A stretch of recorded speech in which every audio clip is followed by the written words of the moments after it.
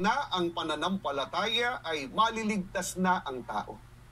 Mayroon pong dapat gawin ang tao at yon ay marapat niyang ilakip sa kanyang pananampalataya upang siya ay maligtas. Ano po ang katunayan? Ganito po ang mababasa dito sa Santiago sa 2:14. Anong pakikinabangin, mga kapatid ko, kung sinasabi ng sino man na siya'y may pananampalataya, ngunit walang mga gawa, makapagliligtas baga sa kanya ang pananampalatayang iyan? Hindi po maliligtas ang tao kung pananampalataya lamang ang taglay niya. Kailangang lakipan niya ng gawa ang kanyang pananampalataya upang ikaligtas niya. Subalit alin po kayang gawa yung tinutukoy na dapat ilakip? Yun ba ay gawa na kung ano lang ang gustong gawin po ng tao? Yun po ba ang gawang binabanggit sa binasa po natin kanina? Basahin po natin. Dito naman sa Mateo, sa 7:21, ganito po ang pagtuturo mula po sa Biblia.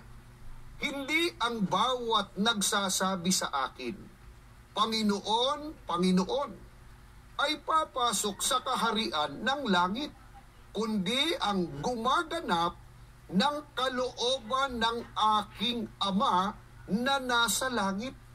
Mga mahal naming mga taga-subaybay, ang gawang dapat ilakip sa pananampalataya upang ikaligtas ng tao ay ang gawang pagsunod sa kalooban ng Ama. Sa Efeso 1:9 hanggang 10 ay mababasa na ang kalooban po ng Ama ay matipon ang tao sa ating Panginoong Hesukristo. Sa Roma 12:4-5 naman ay binabanggit po na ang mga taong natipon na sa ating Panginoong Hesukristo ay naging sangkap ng iisang katawan. Ang katawan po, batay sa Kolosas 1:18 ay ang Iglesia.